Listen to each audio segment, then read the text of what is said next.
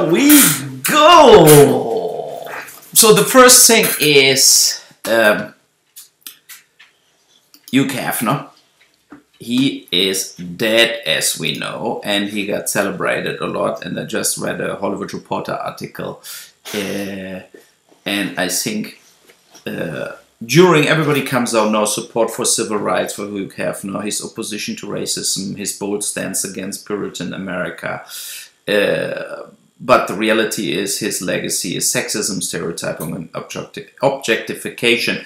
And I have to agree with it. I mean, I masturbated a lot on Playboy when I was younger. There was no internet porn or anything. So, of course, Playboy and Penthouse were like definitely on top of the masturbation list of any young guy growing up at that point. So, that about Hugh Hefner. Now to the bigger fish, and that is Harvey Weinstein, the good old Harvey.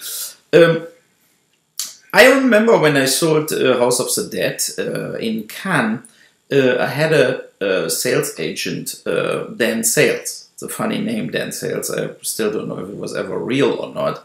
And he worked on selling my movies, and one day he came with a big blue eye to my room, and he said he got an epileptic attack, fell out of the bed, but the eye looked exactly like somebody hit him in the eye.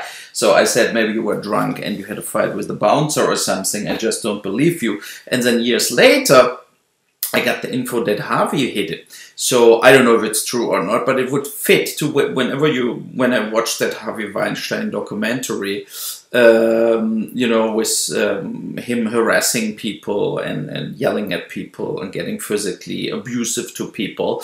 That is one reason he maybe was never interested to deal with me, because I would fucking smash that fat fuck into a pulp and broke his jaw and dump him out of the window if he would ever try to bully me. But that is on a different paper. The reality is that I heard from various actresses over time that he said, if you want to make a career, you have to blow me, you have to fuck me, whatever, like, you know, like that he was this kind of guy where he can put you in movies, or he acted he can put you in movies, if you basically are willing to do things with him. And I heard also that various of famous actresses actually slept with him. Maybe they're not coming forward now because they actually did it with him to get forward in their career. And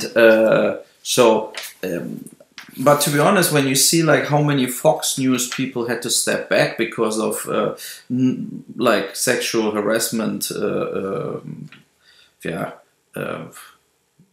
lot of things not really proven, but they had to step back and the career was finished. You know, the alias guy, Bill O'Reilly, and others. So I think everybody who knows Harvey Weinstein's character, like I'm the big boss and I determine what's going on, that would be not a real surprise, basically, that he acted like this around women or with women, like that bullying way.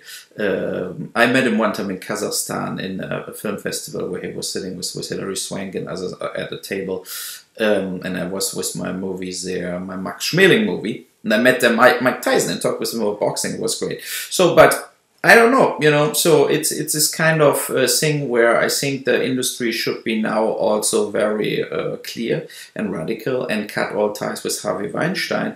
And I think his investors in the end will be happy too, because look, the Weinsteins basically got richer and their investors and banks, whoever loaned them money, got poorer and poorer.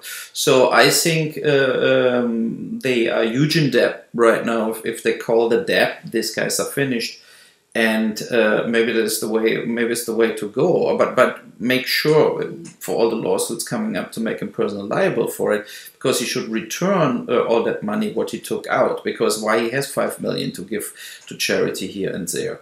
Look at the performance of most of the movies that they release. They burnt money, and could free up more and more money on other things. So it's kind of a strange situation.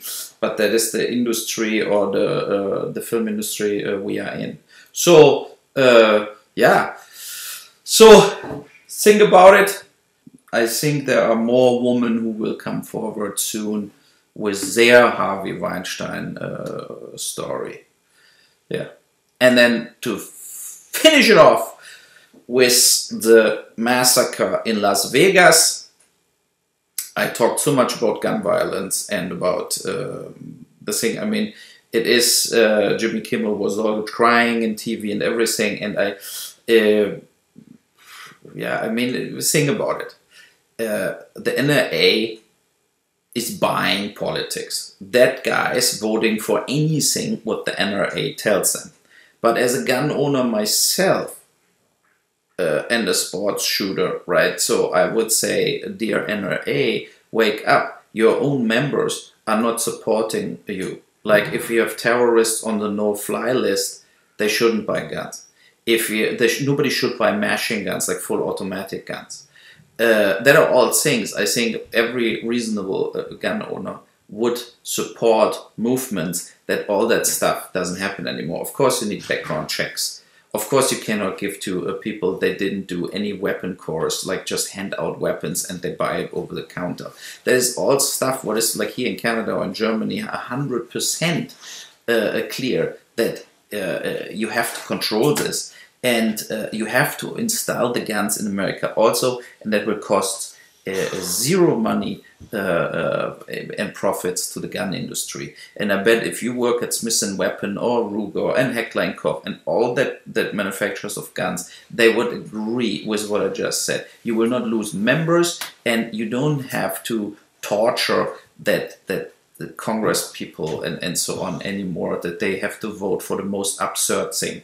That you fight for that mentally ill people are allowed to buy guns is the most absurd moments at all. And I think it affects national security, and there should be a presidential order to stop all that completely nonsense.